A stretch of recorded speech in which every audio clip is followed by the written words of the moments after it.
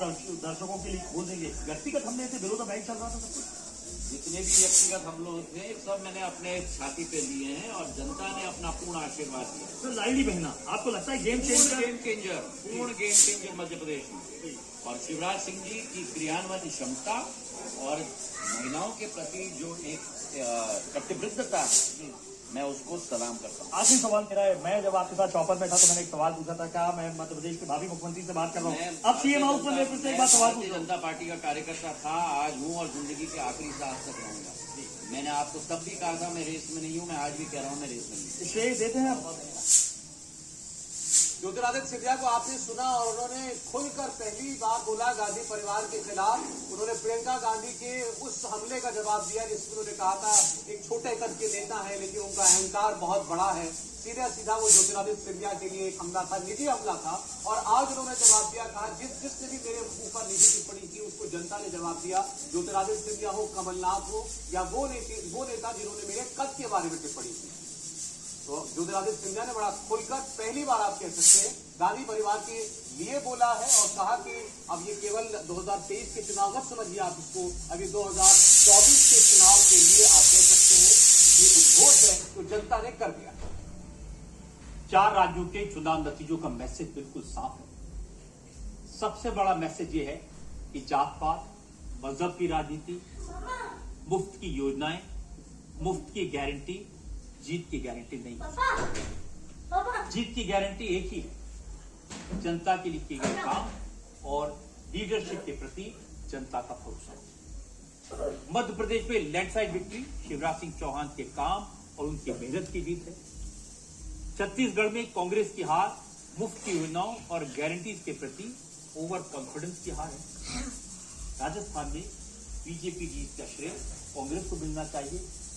राजस्थान में बीजेपी का कोई चेहरा नहीं था, लेकिन पार्टी एकजुट होकर चुनाव लड़ी, नरेंद्र मोदी के नाम और काम पर चुनाव लड़ी। कांग्रेस में अशोक गहलोत चेहरा थे, लेकिन पार्टी में फूट थी।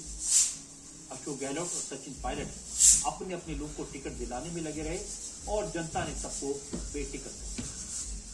जहां तक तेलंगाना का सवाल है तो तेलंगाना में चुनाव के नतीजे साफ है कि 10 साल चंद्रशेखर राव के प्रति लोगों में वहां कांग्रेस के अलावा दूसरा कोई विकल्प जनता के सामने नहीं था, इसलिए कांग्रेस को मौका मिला। और बड़ी बात है कि तेलंगाना में ओवैसी ने बहुत मुस्लिम वोट को एकजुट करने की जीत तोड़ कोशिश की, लेकिन तेलंगाना में कांग्रेस को मुसलमानों का एक वोट मिला। बीजेपी को तेलंगाना में 9 सीटें मिली हैं। ये भविष्य की राजनीति का बड़ा संकेत है। एक बात और कहनी पड़ेगी कि 4 राज्यों के चुनाव नतीजों ने एक बार फिर साबित कर दिया कि देश में मोदी का जादू बरकरार है। मोदी की गारंटी पर देश की जनता भरोसा करती है और यही इस चुनाव का सच है। देखिए 4 राज्यों के नतीजे अब लगभग आपकी टेलीविजन स्क्रीन पर हैं। ये रुझान अब बहुत जल्दी नतीजों में कन्वर्ट होना शुरू हो जाएंगे और ये 4 राज्यों के नतीजे कम से कम ये बता रहे हैं कि कांग्रेस ने जो सोचा था और कांग्रेस जो बड़े बड़े दावे कर रही थी, उन दावों में कांग्रेस खुद बहुत पीछे चली गई और भारतीय जनता पार्टी का जो एक मैनेजमेंट था, जो इलेक्शन मैनेजमेंट था, उसने भारतीय जनता पार्टी को बड़ी जीत की तरफ अग्रसर कर दिया है। राजस्थान भी अब भारतीय जनता पार्टी जीतती हुई नजर आ रही है। बात अगर करें मध्य प्रदेश की तो यहाँ तो क्लीन स्वीप कर रही है, आप ये कह सकते हैं। 163 सीट पर बीजेपी के जो प्रत्याशी हैं वो आगे चल रहे हैं। आप छत्तीसगढ़ की बात करेंगे जो सबसे ज्यादा शॉकिंग रहा, जो सबसे ज्यादा परिवर्तित हुआ, यहाँ 53 सीट पर आकर अब ये टैली थोड़ी हुई रुकी हुई नजर आ रही है और ये जो फासला है 34 सीट कांग्रेस यहाँ पर अर्जित कर सकती है। कांग्रेस के प्रत्याशी 34 सीट पर आगे चल रहे हैं और अन्य के खाते में 3 सीट जा सकती हैं। तेलंगाना की बात करेंगे तो कांग्रेस यहाँ से जरूर खुशखबरी लेकर आ रही है। 66 सीट पर कांग्रेस के उम्मीदवार आगे हैं, जबकि बीआरएस की 39 और बीजेपी 9 सीटें यहाँ पर जीत सकती है।